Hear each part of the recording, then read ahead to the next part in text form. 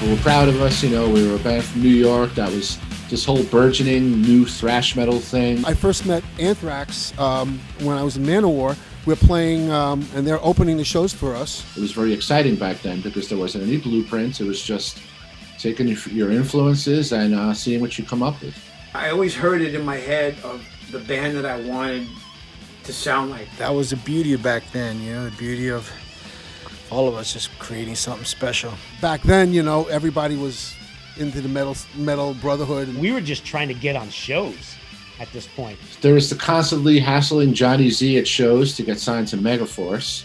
We just felt that he was the guy that was going to get us out of it, you know, and help us to do this. That's the guy.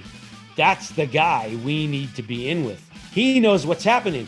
Scott, for the most part, would want to take a drive out to Old Bridge, New Jersey. Johnny used to have a little set-up shop in like this flea market. And it was like a stand in an indoor flea market, rock and roll heaven.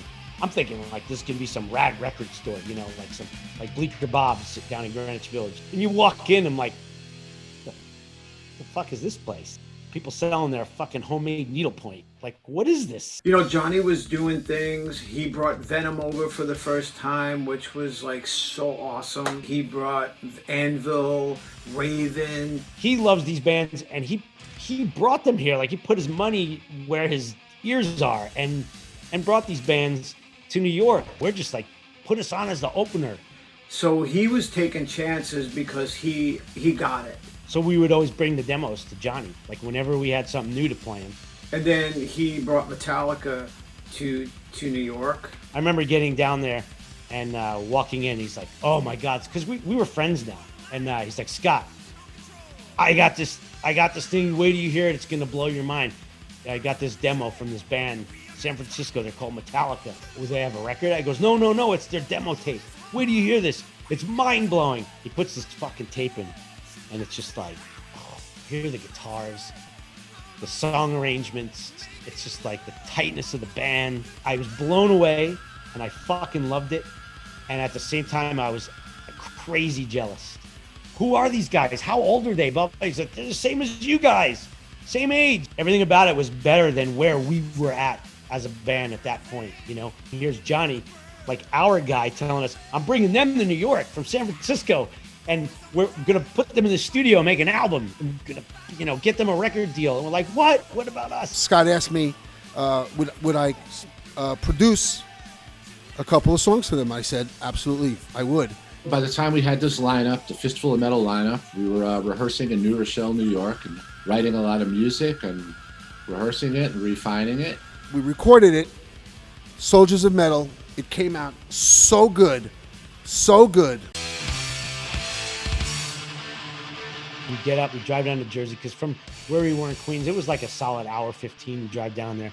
We get down there, we walk in, we go to Rock and Roll Heaven, and they're like, he's not here yet. He's at the IHOP across the parking lot having pancakes with Marcia and the kids.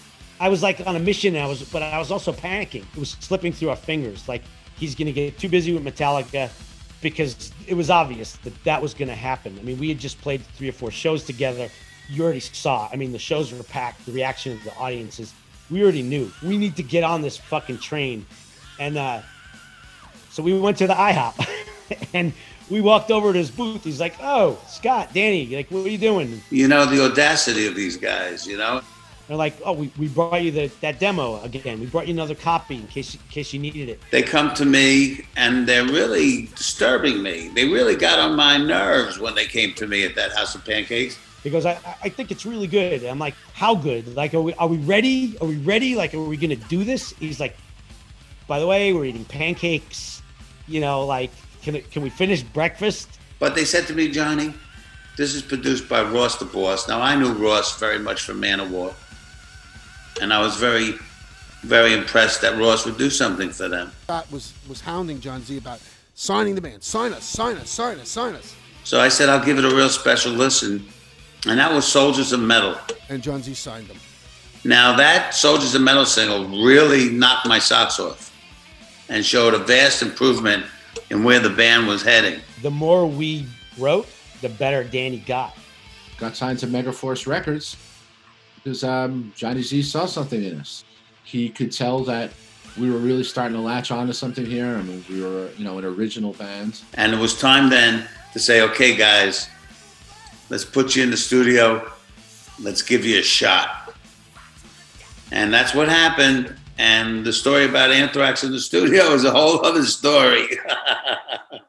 We all drove up to Rochester, New York to record our first album at Paul Curcio's place, and Metallica had recorded Kill 'Em All there. September of '83. We got 3 weeks of studio time booked. And we got there, and shit was not there. We get in the control room, and there's no mixing desk. There's no console. Are they putting a board in tomorrow or something? Because aren't we starting the record like 2 days from now? And he's like, no, the new desk is coming in like a couple weeks. No one knew what was going on. I remember sleeping on the floor there, and then waking up the next day to figure out where are we going? What are we going to do now? Carl's like, I know there's some other studios in upstate New York. We'll figure it out.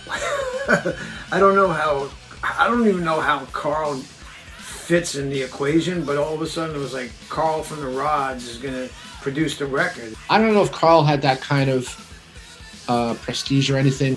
And we loved the Rods. We loved Carl. I thought he was an awesome drummer. Regional proximity. We recorded in Ithaca, and Carl lived in Cortland, New York, right down the road from there. And that's what happened. He just ended up producing our first record. Scott and Danny Spitz drove to a place called Elmira, New York, to look at another studio, and then Pyramid Sound. Like the sky just kind of parted, and it was like, guys, go to Pyramid Sound. We met Alex Perialis, who owned the studio, one of the greatest people ever. Now you have to understand, we were in the studio once or twice prior to that, but this was the real deal. This was us recording our first album, and we didn't have much money to do it, so it had to be done quick. And that's what we did. We recorded it quick. 80% of it, probably, 80% of it is Danny's riffs. Oh, it's very kind of him. It's actually true. I did write, I guess, about 75% of the music on Fistful of Metal. Like that evil thing at the beginning of Death Rider, that was me. Danny brought a lot to the band back then, too. I loved playing with him. He was a great musician, just a good dude. Danny would always write the parts like in Madhouse, down, down, down, down, down, down, down, down. That was Lilker. Some of the songs we had written very recently, but some of them I think we already had for a while. If you listen to Fistful of Metal, there's about 5 songs that were written prior to me being in the band, and then there was the rest that was written after I came into the band, and we just changed the whole sound. And it was something that I wanted to do. Songs like Metal Thrashing Mad, Death Rider, Death from Above. That was all the songs that I helped create, and that's where I wanted to go. He's inventing a new drumming style. It's funny because that album has such a great drum sound on it. There was this pretty much brand new Gretsch kit, and it sounded so sweet. That's the kit that's on the first album. It's on Spreading the Disease. It's on the SOD record. It's on Among the Living as well. So I had to do a lot of singing. There was a lot of singing that needed to get done. He's got her in the control room. We're like, okay, go ahead, go for it, dude. You're gonna kill it, whatever.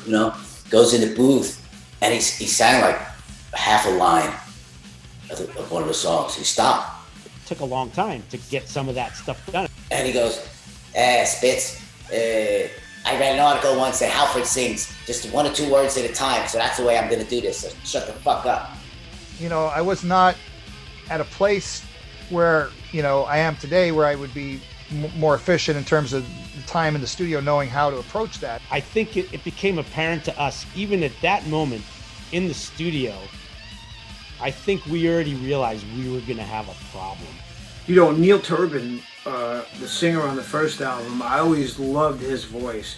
He kind of had this, a bit of a Paul Stanley type of vibe to his voice. There was a point in time where I hadn't listened to Fistful of Metal in a really long time. I put it on, and I think the thing that surprised me the most was how many high notes he hits. I didn't remember it being so Halford. I wish I could go back and redo it. In fact, that's what I'd like to do. I think it's a good sounding record for one thing. It's exciting. We got a fucking album coming out. It came out the way it did, and fortunately it came out the way it did. The impact that was made when I was in the band and the impact that was made by Fistful of Metal, I mean, I think the fans will let you know. As a 19-year-old kid, so excited to be on my first record. I'm pretty sure I was received pretty damn well. I was thrown out of that band literally, I think, 3 or 4 days before Fistful of Metal came out.